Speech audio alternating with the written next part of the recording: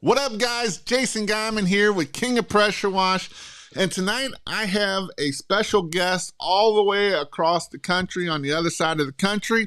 And tonight we're going to talk about how to grow your business. We're going to talk about how he grew his business in the last 7 years and what we can do to help you grow. One of the things that both of us do have in common is we like equipment and we know how to build it and do all of that good stuff. So we'll talk about equipment, and that's kind of why I hit on this here when I brought Tim on. But other than that, this week, I think that as we start getting closer to spring, we are about ready to start mowing grass, and everybody is always like, when is this phone going to start ringing? And I always tell people it will start ringing when you start mowing grass regularly. Until then, it may or may not ring, some or none. And so everybody kind of gets worried about when the phone is going to ring. And so that's what I always tell people. But who cares about that? Let's get started on tonight's episode of starting and growing and being a successful business. And before we jump on here, I see some people already on here. We got Alvin. Hello, Jason and everyone. We got TC. What's up, Jason? Tim. What's up, TC? How are you? If you have any questions, put them in the comments. And if it's a good question, I'll pull it up and we'll answer that question for you. But before we get going too far, Tim, tell me a little bit about who are you, where you're from, all of that good stuff, family, all of that. Yeah, good evening, guys. I'm Tim here with Expert Power Wash. We run another YouTube channel, Expert Power Wash. Just search it, you'll find it. But started a pressure washing business 7 years ago. We're out in the Portland, Oregon area, or South Portland, for anybody that's familiar with this area. And yeah, we've just been washing for the last 7 years, and then last year started dipping our feet into building equipment for you guys. So let's start back when you started Expert Power Washing. What made you start to want to start a pressure washing business? Well, kind of a funny story. My cousin and I, when we were 16, 17 years old, we grabbed a couple pressure washers, bungee corded them to the back of a 1985 four-door Honda Accord, and we just went out and started knocking doors. And back then, we weren't really doing it as a serious thing. We were just looking to make some money for different odd and different troubles that we were getting into. But yeah, that's all we did is it was kind of a side hustle for us.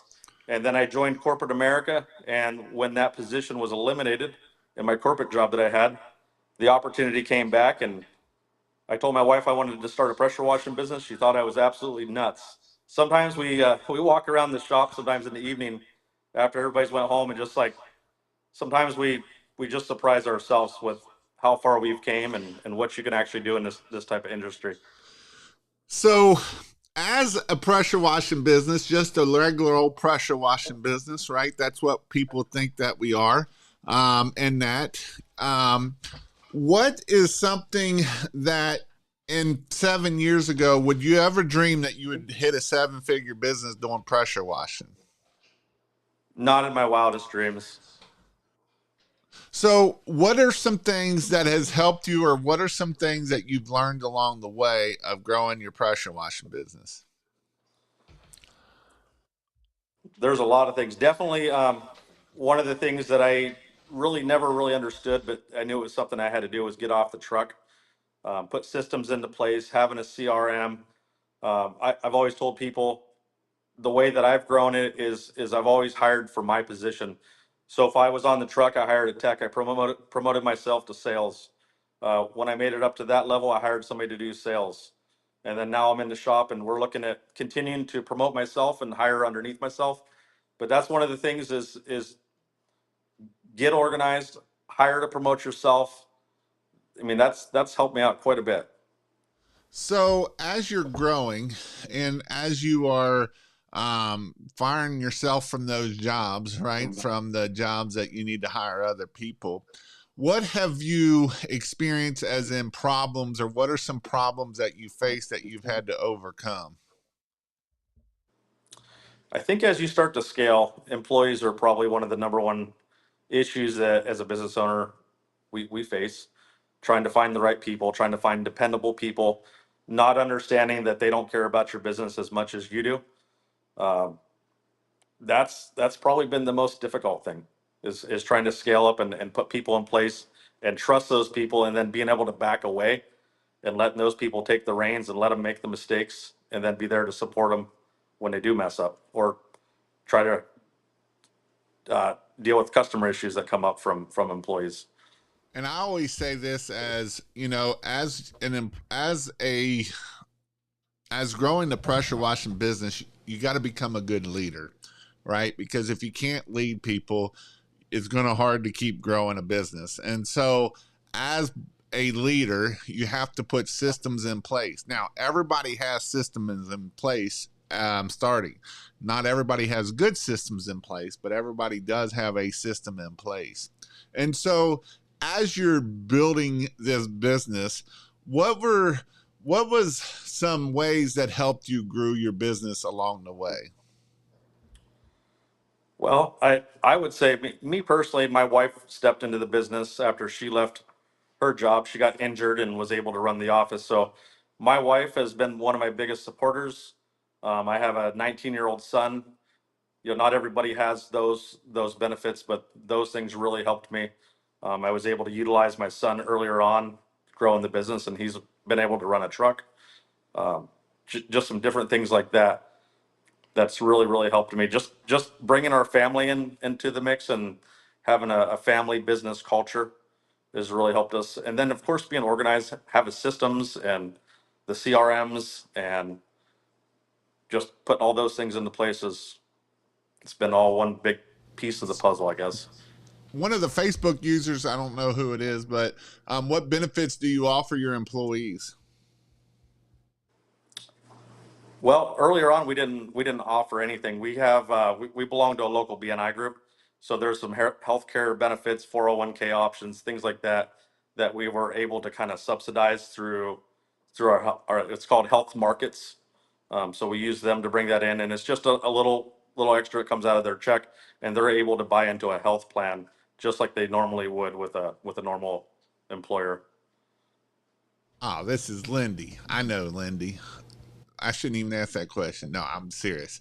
I was just joking, Lindy. What systems do you hire when you put in the hire first few employees? That's a good question. So I remember when I first started, we didn't have very good systems at all when I had my employees. And as you start growing, you start putting systems in place. And, as different people, some of the systems is basically you filming yourself telling you how to do things, right? Those are systems that we have to put in place so that way our employees have a place to go find it, because you're probably not going to keep your employees. Some you may keep some of your employees, but we were ones that it was very hard to get and keep employees. Again, because it probably was because I wasn't the best leader, but that's kind of where you've got to start growing and start being able to make those things happen. And as you grow, you get better systems in place that will help you be able to get to the wherever you may want to go, whether you're trying to get to 100,000, a half a million, million, or 2 million, right? You still got to have systems in place to be able to get to where you want to be at. Great.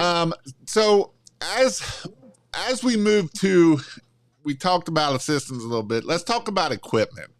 What are your thoughts on a truck for a company that wants to have 2 or 3 employees out on their own? What would be your thoughts on which way is the best way to go? Gosh, that's a great question. Anybody that's tuned into our YouTube channel can see that we started out with a trailer.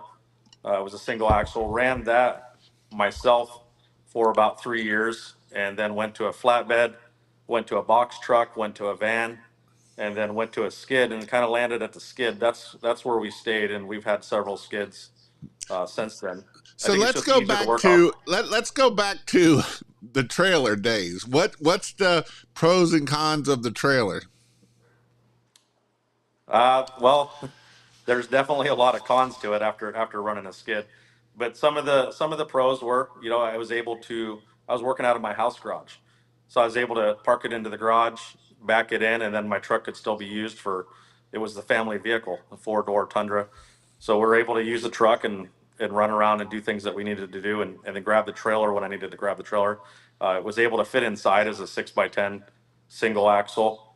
It was, in my opinion, pretty easy to work off of. I really liked the open trailer concepts. Everything was laid out pretty good.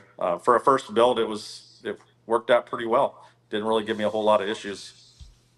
Now, you moved up to the box truck. What are some pros and cons of the box truck? Gosh, it was big. It was one of those NPRs. Um, it was just weird to drive. I know there's some guys that have those NPRs and they really like them, but out in the Metro Portland area, it's hard to get into some of those areas. The truck's just big and bulky, and the roads are skinny, and it's hard to back up. They do have some of the best wheel turn radiuses on those trucks, but it's big. It's hard to see by you. And we have teenagers. Well, not really teenagers. Well, my son's 19, but early 20s. We have basically kids running these things, and it was just a lot safer to go to a regular pickup truck. Yeah, and even a trailer is next to impossible to get it backed up with teenagers or young guys that are running these vehicles. So, and then you went to, what are some pros and cons of the skids? Skids. If you have a truck issue, you can obviously just forklift them off. We've had a couple little minor things over the years, and we just pulled it off of the forklift, sent the truck to the garage, and was able to put it back on. We've done some dryer vent cleaning, different things that we've had to load into the truck, so I was able to take the whole skid out. For maintenance, it's easy to maintenance them. You could fix it either on the truck or pull it off when you need to do things. Super easy to get to, easy to work off of. Everything's open. You don't have to worry about um, having bleach all over everything. You can just rinse it all off in the truck. Yeah, I agree. Um, and as you grow with a skid, there is some, it is hard to work on sometimes if you don't have a way to pull them off of the truck. That would be the only con that I would see for that. And as you grow, it's definitely, it's hard for people to be able to, um, I guess what I'm getting at is if that's your main vehicle, that can be the only downfall that I could see for you. And you're driving this thing all over the place. Yep. Nathan asks, is there an off season for people in Portland, Oregon? It does slow down, if you want to call that an off season. There's a lot of gutter cleaning. The guys out here, most of them are doing Christmas lights. Christmas lights has taken off. It's become a big thing. We'll talk about later. There's some training classes that you'll be hosting out here. But Christmas lights and gutter cleaning are huge. And then also, you can save your commercial stuff if you're able to kind of shift that into the fall and winter. Those are great accounts to do during those seasons. So, if I was a brand new pressure washer business, what are the essentials equipment that we need to start a pressure washing business? Brand new. This is kind of a loaded question because I took a severance and I wanted the best that I could get. Of course, it wasn't the best I've seen out there, but I would say at the bare minimum, you want a 4 GPM. I would bump that up to a 5.5, really, if budget allows. You want a belt or a gear drive. You want a good surface cleaner. Um, Obviously, you want some type of soft wash system. Probably a 12 volt's going to be the most economical, easy to afford type system. And then you can batch mix. I batch mixed for about 3 months, and as soon as I seen the light and got a cheap little mixing system, that kind of changed my world.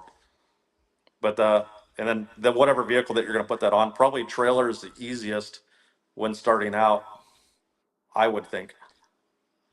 Yeah, I agree.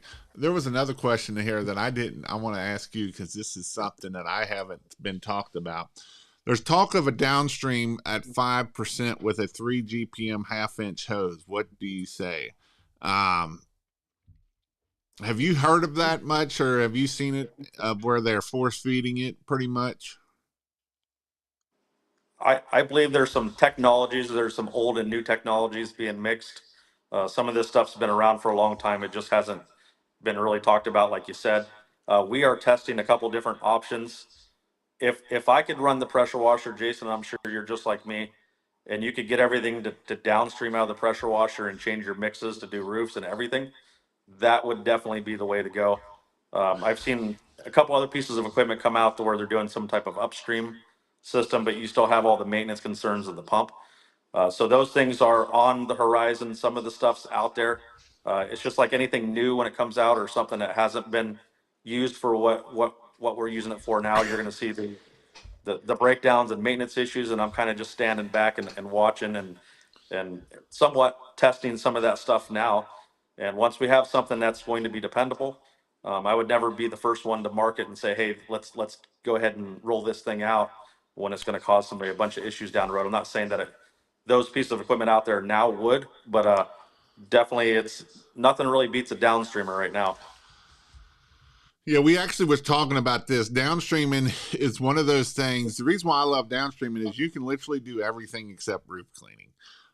You can do house washing. You can do everything except roof cleaning. And it's one of those things that you can make a lot of money off of pressure washing, of house washing, concrete cleaning. You can do everything with a downstreamer. Is there other tools out there? And as Nathan Brinker put, I hate 12 volts, and I hate it 12 volts also, but I like 12 volts as it's $200 versus, if for a good gas system or air system, you're looking at, time, if you're going to do it right, you're looking at $5,000-6,000 with mixer valves and electric bypasses and all kinds of stuff, and maybe even more. I know because I just bought a bunch of this stuff that I'm going to be putting on for Rick up in New York here shortly. But it's one of those things that it does take time. And yes, gas systems are nice, and I do like them with that. DJ, my buddy, has one, so I get to use it whenever I ride around with him. And you can change how much mixture it is. But as a boss and having employees, I can't control when he turns the knob just a little too much or don't open a knob right. That I can't control that, and that's the reason why I always like the downstreamer. The downstreamer cost you, well, I don't even know what they cost you now, but $30 to $40 plus a J rod or an M5 twist, and you're in business for $2,000-3,000 versus a gas system that's cost you $6,000 that you can't even do pressure washing with as concrete cleaning. What's your thoughts on that? Oh, 100%. I think we were talking a little bit before we jumped on this live. If I had my own rig and I was on the truck 100% of the time now and I was an owner operator, I'd definitely have a gas system on there. But like you said, there's a cost associated with that. Uh, First and foremost, I would have a 12 volt on there because it's cheap. It's easy to switch out that pump, and if you build the equipment so the pumps can be switched out quickly, I mean you minimize your downtime to like 15 minutes versus with the ARs and the P40s and things like that. If you don't have a good amount of those parts in stock, you could be waiting a week or two, or hopefully you got a local shop that's near you that has that stuff. But I mean, there's a lot of challenges. If you're going to run something like that, you need to have that stuff in stock or have access to it. They're a lot more expensive breakdowns, and they take a little bit longer to fix, but they're great systems overall. So, what? So, as we talk about pressure washing equipment, what are some other must-haves for pressure washing equipment? I mean, this is going to sound like an elementary thing, but I still see it a lot. Hose reels. I still see guys coming into our shop and they're coiling things up, and they're it's all like rat nested, and it's just the extra amount of time it takes to unroll all that stuff and then throw it back in the truck. So I would say, and not just any hose reel, you want a good hose reel that has a stainless steel swivel and stainless steel internals. Yeah, and what's the purpose of that? It's going to stand up to the chemicals, especially the downstreaming and the soft wash. And you guys know that have been washing for a long time. You get a steel manifold, they don't hold up very long. They rust right out. F-bomb put, I love my 12-volt system. A hell of a lot more control over it and way less runoff and overspray. And that's a good point. You can kill a lot of stuff with the gas pumps, and they're nice, but you got to be careful with them. Yeah. So, what advice would you give to a pressure washing business owner looking to scale their operations and build out effective systems and structures? I jotted down some notes here to that one. I was trying to find it, but it's off to the side. So I'm gonna shoot from what I know here. So what advice would I give? Yeah. I would say definitely get off the truck as soon as you're going to get off the truck. I learned early on you could spend a lot of money on marketing. There's some great options out there: Facebook, Google Ads, yard signs, all that stuff. I was just talking to somebody about yard signs this year. We're in an election year, so it's going to be crazy with the amount of probably political signs that are going to be out there. But I would say figure out how you're going to get leads. And one of the best ways that I figured out is networking. There's BNI groups, there's Chamber of Commerce, uh, there's other businesses that you can network with. There's other businesses that you can refer and partner up with them. If there's other services that you need around your house, use those businesses, talk with them, go into restaurants, shake hands. There's a lot of boots on the ground work that you're going to have to do. You're going to have to work. And some of the things that people see where it just looks like somebody's doing over $1 million in a year, that all of a sudden you bought all this equipment and then all this stuff just drops in your lap. It doesn't quite work like that. It's like anybody that has a lot of success, it takes a lot of work. Sometimes we're still up at our shop till 9 o'clock at night, trying to catch up on all the things that happen throughout the day, and trying to close everything out. My wife's up here a lot of times with me. We're trying to balance that stuff, but even somebody that's been in business for 7 years, you guys are probably working on estimates into the night. It just takes a lot of hard work. You mean there's no easy button? I haven't found it. So, I say that because everybody wants the easy button, right? Everybody, the 80-20 rule works in a lot of things, and pressure washing businesses is one of the things that 80-20 rule works in. 80% of people are going to fail and 20% are going to be successful. And what's going to make the 20% successful is they're not going to give up and they're going to do the hard work. Again, when you're a business owner, it isn't like you just go in at 9 o'clock and come home at 4 o'clock and that's all you got to do, right? There's a lot of stuff that goes on that you have to do. And especially if you haven't hired it out. So you got a marketing hat, you got a sales hat, you got a HR hat, you got a um, um, receiving payments, you've got getting your chemicals, you got to work on equipment, you got to get jobs done, right? And all of these things are different hats that you have to work, and it is stressful. There is times that you will work all the time, and it is stressful. There's times that you're going to win, sometimes you're going to fail. And so it's important that, I will never say that this is an easy business. This is not an easy business. It's a business, and business you have to work, right? It's not, it's a business and you're going to make all this money. Can you make good money? Sure you can.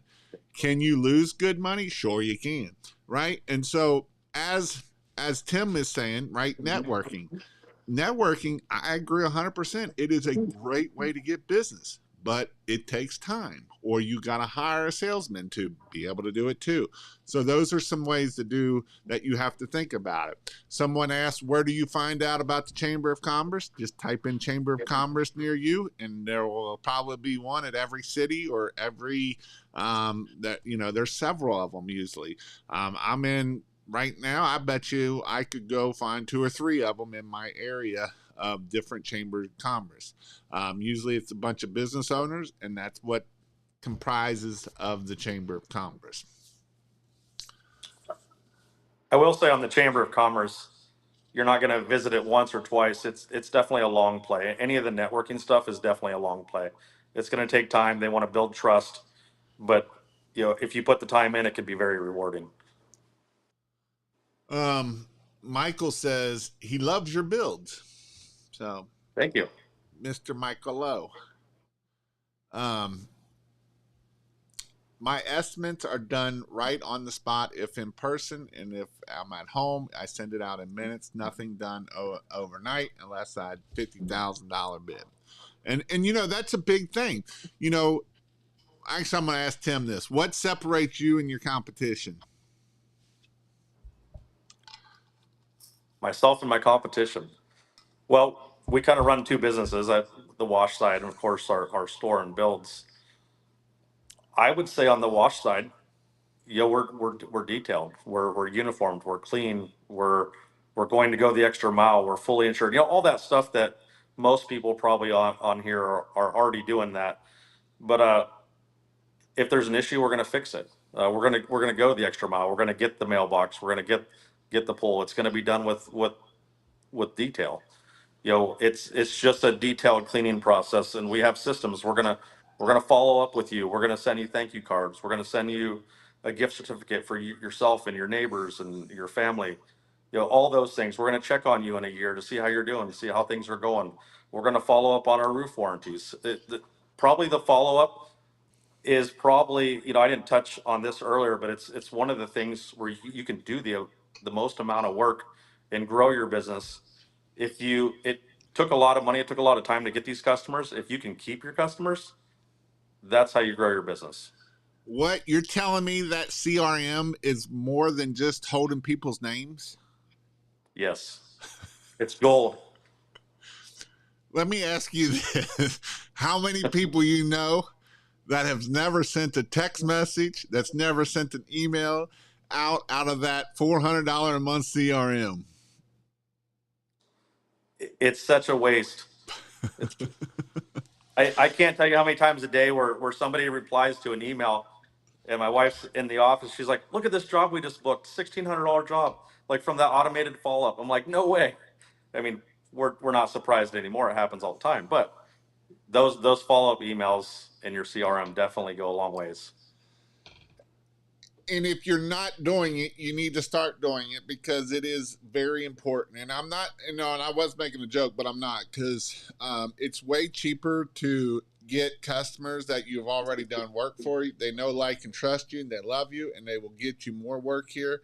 But you've got to go out there and get your business right. You've already done the work for them. They already love you. Why would you not give them more to reach out to them? And even the calling, call them. Don't be afraid to get on the phone and call them and say, and just check up on them and see if they need anything else. And even if you did work last year, guess what? They might need something else, or you may offer something else. This is one thing that's been driving me crazy lately, because as I've been coaching people and doing things, people don't follow up. And it's like, it's one of those things that you got to follow up. So Benjamin Gregory, a lot of you guys know Benjamin Gregory. I always talk about him. He does great work for LinkedIn. He did $1.5 million last year. Most of it was all off of LinkedIn. He sent an email out. He's actually my competitor. Like, he used to live 10 minutes from me. Now he lives about 15 minutes from me. And he sent an email out last week or 2 weeks ago when I was in Florida. And he's like, can you believe I sent out 25 emails and I had 15 quotes within an hour? And by the end of the day, I had 30 quotes. I'm like, I've been telling you, how long have I been telling you need to send emails out? 30 quotes within 8-10 hours. It's important that we follow up. You already got that. You got to follow up. So what CRM, I've gotten two questions on this one. So we'll ask Tim, what CRM are you using and why? I'm using House Call Pro, not getting paid to promote them or anything like that. It's just we've been with them for probably near 6 years, tinkered with a few other ones and did some of their free trials. But it has the follow up sequences that I like. It has some automations that I like. It has the text alerts on the way. I'm sure some of the other ones do all that stuff now, but I'm just most familiar with it. It works for us. It's clean, simple, and it seems like it's been pretty reliable over the years. Um, what are you asking, Michael? Would you take time to present something and not follow up? And actually, this is another thing, right? People don't even follow up on their bids that they send out. You know how many times I deal, if you're not using something to follow up with, you're wasting money at the end of the day. I mean, you're burning money when you're not following up. You got to follow up. You'll be surprised how many jobs you close just by following up sequence. Hey, is there any questions that I get? You send a text, send it. When I had my follow up systems, we were sending text, we were sending emails, and we were calling them. And you know what? You will be surprised at how many jobs you will get just by following up. And a lot of times people ask, how many times is too many? They'll tell you when too many times is too many. Because they'll be like, will you take me off your list? You won't shut up. But you know what? A lot of times when you do this, and what Tim was talking about, of how he follows up and lets them know we're on the way and following up, guess what? I bet you if you go look at his reviews, it'll say that in the reviews that, man, they communicated very good. And you know what? That's the best review you can get, is when you have amazing communication. So what does I'm going off of questions now. What would your roof warranties consist of? Here's the thing. Before we go into that, most people don't understand what type of moss you all have over on your side of the country. What type of roof cleanings do you all offer in Portland? Yeah, our roofs are crazy. I'm pretty jealous of what you guys do over there, over on that side of the United States. You guys don't even, you guys got it good. You just get up there from the ladder line and spray it, and it goes from black to gray. We That's not out here. So what we have to do is get up on the roof, set anchors, do all that fun stuff, and then we have to basically give the roof a haircut, and then we have to apply the soft wash solution and treat the roof. But as So far tell as, me yeah, about getting a haircut, because a lot of people don't understand this. What do you mean by giving it a haircut? we have big pieces of moss, big bally baseballs. We have some big moss out here. Right. And so when you got moss, you're talking what I always talk about, like carpet moss, 1, 2, 3 inches long, correct? Yep. Yep. So what's the best way to knock that off in the beginning? What's the best way to knock that carpet moss off? Well, we do what would be considered a no-no, maybe on some of the other areas of the United States. We don't pressure wash it, so don't worry. I'm not going to say that. But you have to get up there with a nylon brush, and I say like the nylon yellow bristle brush, and you brush down, not against the shingles.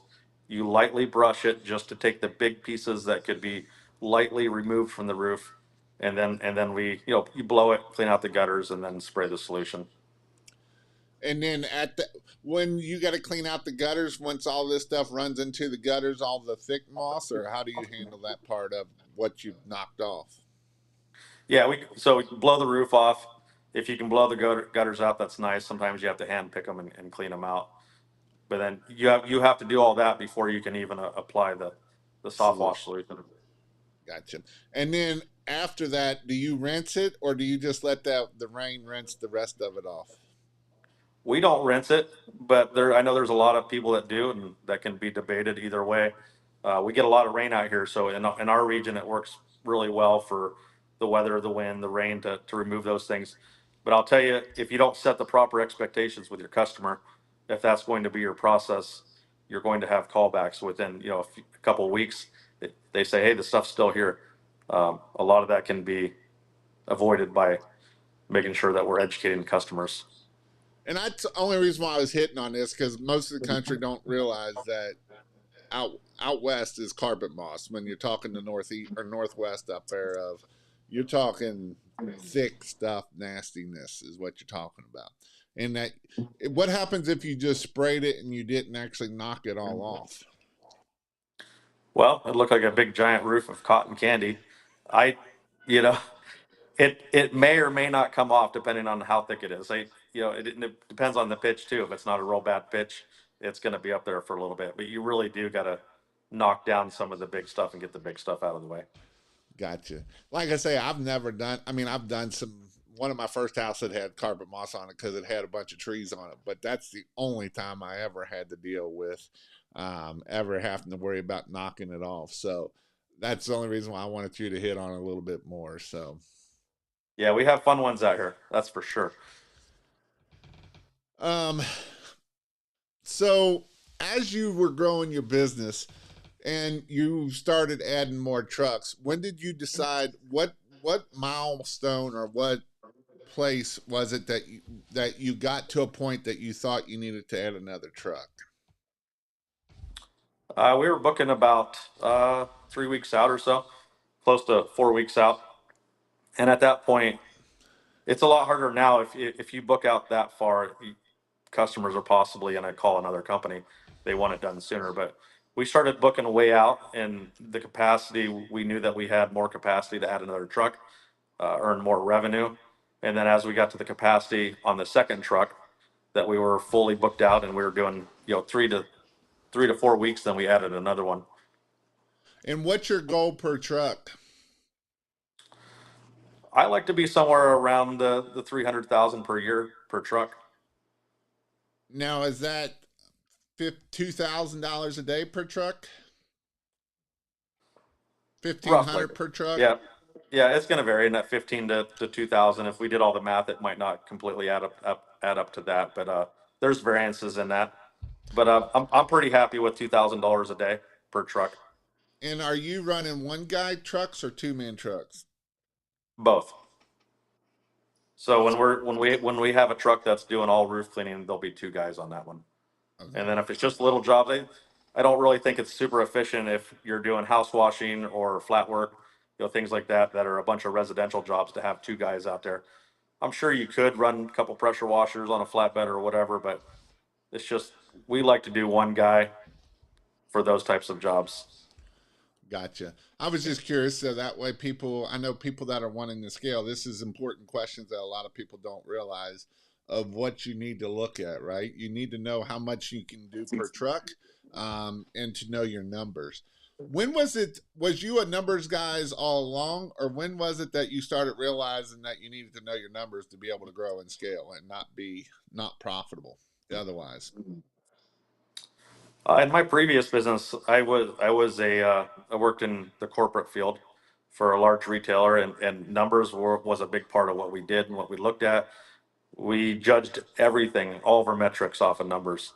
So if the numbers in the end, that's your money. In the end, if the numbers don't line up, everything that you're doing up until that point is a complete waste of time sometimes. I've seen guys, they just run themselves ragged. I had one in the shop last week, and he's like, Tim, I don't know what I'm doing. I'm wore out. I'm not making money. My truck payment's late, and we basically had to sit down and say, look, man, you're you're taking advantage of yourself. So I think in the end, to kind of answer your question, it all comes down to the numbers. And if you're not looking at the numbers first, everything that you're doing up to that point could be a complete waste. But I'm making $300 an hour, and that's all I need to do. Or I'm at 99. I'm at $200. Why is it important that we? I'm a big guy, a proponent of raise your prices, and it's because if you don't know your numbers, that's one way to overcome it usually. But as we do this, this is why it is important to know our numbers. What are some key factors of knowing our numbers? Is it just how much we pay for gas and bleach, or what are some factors that we need to look at to make sure that when we're calculating what our numbers are? Well, you need to look at a job fully loaded. What are your expenses? Some of you guys have shop rent, your truck payment, if you financed equipment, what your workers' comp is. Like all this stuff, you have to add up and you have to find the equation percentage of cost, and you can kind of estimate that out and have a general fully loaded cost per job. It works easier with a percentage, um, and that'll kind of give you a baseline of, say, if it's 30%, 60%. What every business is going to be a little bit different depending on the structure, but if you know your numbers as far as what your cost is per job by percentage, then you can base everything off of that. All your decisions, how you scale, how you price things. And as you're building your business, right? A lot of times we think we're just pressure washers or we're just a pressure washer, but we're really a business owner. And if you want to be a successful business owner, you need to know your numbers. And if you don't know your numbers, you need to figure it out. It's important that you know your numbers. You can make, I know people that made $1 million businesses and they worry, just because that top line says $1 million or 2 million, whatever it might say, if your bottom line is 10%, it's not worth it in the end. Or some of you might not even be 10%. Some of, you make $1 million and you spent $960,000. So you made $40,000 at the end, and that's not worth it. And so that's why it's important that we got to make sure that we are being successful in the end. I mean, if you're going to be the guy that's working all these long hours and putting all this into your business, you deserve better. You deserve to make more. And if in the end you're not watching your numbers and you're just losing money, you could have done better with a clock in job than being a business owner. Mm-hmm. Um, what mistakes you learned hard when scaling your business? Oh, there's a lot, probably. Just pick one or two, right? um, Man, the pricing was probably one of the biggest things. You have to be able to account for variances and making mistakes. And I remember early on, I took a blue house and turned it light blue with the organic. I always thought that it was just something that was a mystery out there like that. I've heard people talk about it. It's never going to happen to me. I started spraying. I'm like, oh my goodness, this thing is running. I mean, there's been some things like that. There's been wood. I think I've learned everything, just about everything, the hard way. But I got a 5-star review out of that situation. It was all how when you learn those mistakes and you make those mistakes, how you take care of the customer and how you go about the actual fix for those situations. Michael Lowe put, Tim, any pressure tips you might use to carefully remove that moss? On the roofs, Yeah. I mean, your brush is going to work. It's to minimize and be the most efficient. The brush is going to take off most of it. If you really wanted to get up there with an M5 twist, you probably could. It's not our process, but I've heard of guys doing it. But I think a brush and a blower is it's going to come off the easiest. So we're going to shift a little bit. What made you start building equipment in Portland? Gosh, and I've loved equipment. The first time I built my trailer, for anybody that's followed our YouTube journey, I loved building that.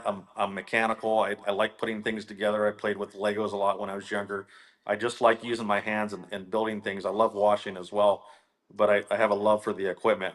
And just we've put things together. We've troubleshooted things. We've helped other local washers out, and just having those experiences and then being in a position where I can help people, the business has kind of grown organically from that. And that's I see so many things out there. It's just a piece of equipment that somebody's putting out there for sale, but it doesn't really have a lot of impact on the end user. It looks flashy, it's nice, and there's a lot of great builders out there. I'm not tearing on anybody particularly, but I've seen a lot of stuff out there built, and it's flashy, it looks cool, but it's just a pain in the butt to operate it. It's a pain in the butt to maintenance it. It's not realistic out in the work field. You can't change a pump out easily, and I've had a love for building and a love for trying to take something that is something, a piece of equipment that we use every day, and make it better. And I've just kind of grown from there. Gotcha. And what made you be like, I want to do this for other people? I like to help people. Yep. That's why you got a YouTube channel helping people, right? But I mean, early on, we sold some bleach pumps, and I won't mention any brands, but it was just a terrible pump, and we ended up giving away all those pumps to help people. I've probably given more a lot of times than what I've made, but people are able to get out there. They're able to run their businesses and make money. And I think if you're authentic and you're real and you realistically want to help people, I think the rest takes care of itself. And if you where do you make equipment for everybody across the country, or do you do mostly about people up in the Northwest area? We serve the nation now. We started out just with the local community of washers out here in the Pacific Northwest, but we've shipped out now all over the nation. So that's been a real fun journey, and talking to people and shooting videos of them with their equipment when they get it. Uh, yeah, we're shipping it out all over now. Now this question is, somebody asked about this other question, so I'm gonna hit on it. Well, I'm gonna see what I'll let you hit on it first, and then we'll go from there. Do you guys have any advice for partnerships? I've been working with another local guy my age. We are both young, and working together has both improved us tremendously. I'm hoping to have him focus on pressure washing while I take more focus toward the staining wood restoring side of things, doubling efforts to increase our horizons. What are your thoughts on partnerships? I'll give you some of my, and these are all just personal opinion based stuff. So I'm not a fan of partnerships. I think you have to split the money, and you have to share the money. I guess I'm kind of in a partnership with my wife, but all the money stays in the same household, so that's fine. It's all But hers anyway. yeah, but we've been approached. We've people have asked that we would do different types of our partnerships and join forces and promote things and do all kinds of crazy stuff. And it's just a lot simpler if I stay in my lane. If they want to scale something and start a business that's the same as what we're doing, I mean, we help everybody out locally. Um, I don't look at anybody as a competitor, like they're going to take business from us, and that's just how we've done it. I'm just not a fan of the partnerships, but it might work for somebody else though. Yeah, and the biggest thing I would tell you is have everything legally written out by a Yeah. lawyer, so that way you know what buyouts are. You know what if anything goes south. Um, I mean, it can be hard. I was in a partnership, and it it can be hard. So definitely make sure you have everything legally written out of what you like. This is, if this person wants out or this person wants to buy out, this is what it costs. This is, everything of that is written out, the whole 9 yards. So that's what I would say to that. Michael Lowe asked if you would talk a little bit about daily maintenance for your equipment. Man, I wrote down a list here because I knew that was going to be one of the questions that came up. So I'm just going to roll right through them. I have six that I wrote down here that I think are super important enough to write them down and cover them with you guys. But rinse, rinse, rinse. You want to keep everything rinsed down. And one of the most simplest things you can do to maintain your equipment is just keep it clean. I see a lot of build up, beat up stuff. It has grime all over it, has bleach sprayed all over it, and that would go along with rinsing it. But overall, just keeping it clean. We wipe down our trucks and equipment every single day. And if I took my phone, I would take you into our shop. Our truck is shining right now, and it's like that daily. And I know if I set the standard for our guys to keep things clean, they're going to take care of it, and that's just our standard. Run 92 or better or non-ethanol fuel in your pressure washers. Throw some stable 360 in there. It's all right to run good gas in those things. It'll corrode the carburetors a little bit less and prolong them. Change the fluids on time. If you're supposed to change it at 50 for the break-in on the oil, change it at 50. Don't let things go, and I'm sure it'll run. People have probably not changed their oil in cars 3,000 miles over, and the car still runs, but it's just not a chance I'm willing to take. So if it's every 100 hours, then change it at every 100 hours. Change your pump at every 500 hours or whatever the manufacturer calls for on the equipment that you're running. And then the next one, don't run your equipment with when you have a bunch of small issues, and just kind of just running it and just thinking that it's going to be okay and you'll catch up on it when you get time. If there's a small issue, fix the small issue so the small issues don't turn into big issues. Uh, just like we keep our trucks 100% clean, we keep our equipment at 100%. We'll pull a skid out completely, go through it, and make sure everything's 100%. It that can affect efficiency too. If you're not taking care of your equipment and you're out in the field and you have a breakdown, what's that breakdown going to cost you in time going back to the shop, possibly losing that job? It just, there's a whole slew of things when you let the little things go that turn into bigger things. And then last thing here, let's keep the equipment out of the elements as much as possible. I know not everybody has a garage or a carport or whatever, but if it's a tarp or there's a way that you can winterize your equipment, try to keep it out of the elements for extended periods of time. And if you have a shop, keep it in a shop under a carport. One of the cheapest shops, one of my first shops, obviously was my home garage. But if that's not a possibility, storage unit. I was super happy. It's like 3 or 4 years ago, I got my first storage unit. I was able to park our flatbed in there, and it was climate controlled by that, probably 50 degrees, but nothing froze, and it was kept out of the elements. And those are my tips to help make your equipment last a little bit longer. No, them are all good tips because even that small leak that you're like, it's just leaking there, and you don't fix it, and then it gets down, especially the ones that are on your electric hose reels, and you don't fix it, and the next thing you know, it's spraying right into the motor, and the next thing you know, that $600 motor is shot because you allowed that water to spray in there.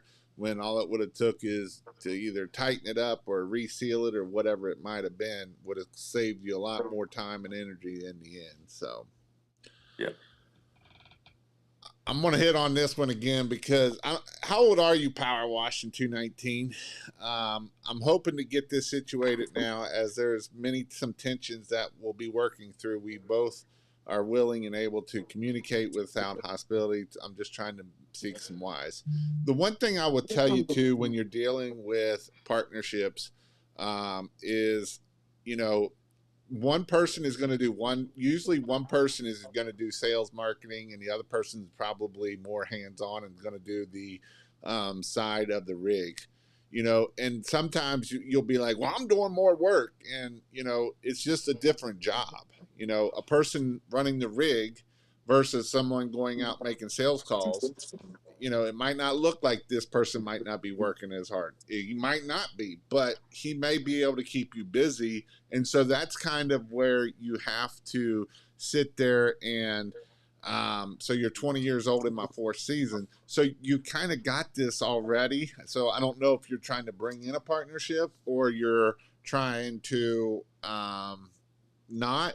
And so that's where I would just be like, you got to set boundaries and you all can't be working on the same thing. Otherwise, there's no need for a partnership because at that point, one of you are an employee at that point. So you kind of got to set the boundaries of who's going to do what and and they're going to be in charge of that. And so, if you're in charge of equipment, he doesn't start telling you how to do equipment because you're in charge of it. And same way with sales, you kind of got to sit there and let each person run their role of what they need to do for that. So the only ship that's guaranteed to sink is a partnership. And so I'm not disagreeing. Some partnerships can work really great. Some not so much. Mrs. Trudy, how are you doing? I actually saw her in Florida a couple weeks ago. Hi, Tim and Jason. So that's kind of where we are with that. Trudy is a Oregon native, by the way. Oh, the Power Hello, Wash Trudy. 219 is? Or if it's Trudy from Florida. Yeah, Trudy from Florida. Yeah. Yep, she's a native from out here. Yeah, I did Good hear that. evening. She did say that. This is my exact situation right now. I don't feel like it's balanced with workforces. I'm sales marketing side of things, hoping to get him more operational side of things to make the thing. Yeah. So those are some things that you may need to look at. All right. So one thing that we also got going on is I am going to go across the country and make my way to Oregon, and we are going to do a training out there. Now, we talked about this a little bit beforehand. If you were 7 years ago and you knew what you know now, what are some things that you would do back then that you would do now, that you didn't do back then but you would do now? Knowing what I know now, I mean, I would shortcut this thing. I would go to official training, and I'm not trying to pitch a training or pitch something so we can make money training people. But if there was a way that I could have figured out how to not turn a house light blue, or how not to damage wood, or figure out what was the best pressure washing setup I've spent so much money on equipment. I got like totes full of stuff in my shop that I'll probably never ever use. The amount of money that I've spent on stuff through the learning process is far more than what you would ever spend on an official training. If you get it from us, you get it from Jason, you get it from somewhere else. I can't stress enough to having some official training, just kind of shortcut and minimize, because you're going to spend the money the hard way or you're going to spend it the easy way. It comes down to how do you want to spend it. And so I am having a training out with Tim in April. It's going to be pressure washing, Christmas lights, and marketing. It's 3 days. Pressure washing is 1 day, marketing's the middle day, and Christmas lights the last day. And so the way I built my training is off of my mistakes. It's literally how I built my training. And so Bill Bradley said you need training. It's to must. YouTube is not enough. And you can learn it from YouTube. And I've put everything out there I've got online. But the way I've started to do my in-person training is you actually get to do it. I feel like a lot of times, if I can talk to myself blue in the face, but it is a training that you can do. You can go check out KPW Train. You can go check out King of Pressure Wash, Christmas Lights, or you can reach out to Tim. He's probably just going to send you to those two places. But it is something that it will be worth your investment if you're thinking about doing Christmas lights or pressure washing. I think that I've helped a lot of people that I've seen even on this call that I've helped. And so they've come to my training, and it is definitely a hands-on training where you get to do everything. But it is something that I will be going to out on the West Coast. This is my second time out on the West Coast. I was out a couple years ago. I did one in Seattle, but this one will be down in Portland. So it is definitely something that you should probably think about doing. There's training then, there's seeing it in person, whole different story. And so the good thing about this training is, and this is what I always tell people too, is the network that you find at these trainings. Obviously, I did 1 million. Tim did 1 million last year. So you get to learn different strategies of what works and what doesn't. And so it is definitely something that I would highly recommend you to do. I don't care if you do it or not. I want you to be successful. That's my goal. Is I want you to be successful. Tim wants you to be successful.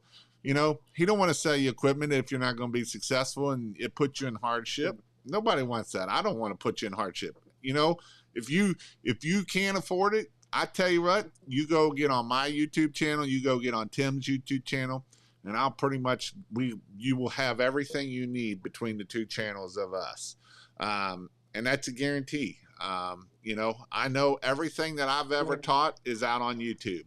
Now, what I teach in this class is I've been doing this for 5 years now. I've done it so where I wanted to make sure that you are able to understand it. And when you go home, you will do it. And it's kind of like Tim said, I've had so many people be like, man, I wish I'd have came to this class first before I bought all this equipment that I'm not going to use. And so, I'm going to tell you the equipment to use, and I'll tell you the chemicals you're going to use.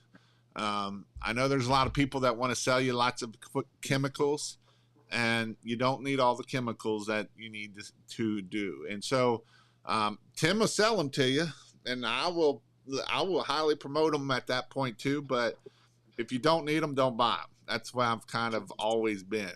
What's your thoughts on all of the stuff there of chemicals and different things, Tim? There's a lot of stuff out there. I do think, there's a lot of things that have their place. But if I had to focus on just a few things, I would have a good house wash soap. I'd have bleach. I'd have water. Those three things right there, you can clean pretty much 95% of anything out there that needs to be cleaned. Of course, different dilution rates and different things, but those are the main ingredients. And learning how to use those three ingredients together to clean things can go a long ways. Yep. Bradley came to my class last year, and he posted up there earlier that he did $60,000 last year, first year out of the chute. And there is people that that will be coming for Christmas lights. If you just want to do Christmas lights, or you just want to do pressure washing, you can. Or if you want to do both, you can do that. But there is people that will come, and they're just coming for Christmas lights, and they're already doing 6 figures, 7 figures in another business. And so that's the cool thing about getting around people that can help you grow your business. I have to laugh at this one because I haven't seen this guy in a long time.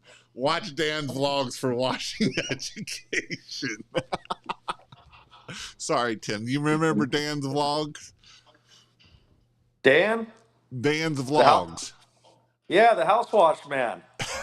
Is he on? No, he's not on. Michael just posted something about Oh, it. And that's why I saw that comment come across, and that made me chuckle a little bit because I haven't seen that one in a while. He showed you how to use a pump up sprayer on your backpack that would wash your house for you that way, and burn your butt and get you 3rd-degree burns on your butt too. So, but other than that, go check it out. But I do want to ask Tim one or two more questions. What is one book or podcast that helped you grow your business to get you to where you want to be at? I'll probably butcher the name, but How to Win Friends and Influence People. Is that the title? Yeah. That was one of the ones I listened to on the audiobook. I've read the paperback book. I've actually suggested that to my kids because I think there's a lot of different things that you can pick up in that book that'll just help you out in just plain life situations. But I think if you can get some of the core things that book teaches and apply it to your business, that's going to help you grow. As far as podcasts, there's a lot of them out there. Jason, I listen to a lot of your stuff. Early on, you've been in the industry for a very long time, and even back when I was getting started, you're probably a little bit further than I was. So, I appreciate the content that you've put out over the years, and all the YouTube channels or the YouTube videos and the things that you've done. We were similar. We've talked about equipment and different resources, and have just tried to help people out. So I think your stuff, YouTube, that book that I mentioned, those are all great resources. Carnegie is the person that wrote that too. Dale Carnegie is the one that wrote that. If you're wanting to look it up, How to Win Friends and Influence Others is a great book for sure, 100%. And if you was just starting out, what are some words of encouragement for a new guy?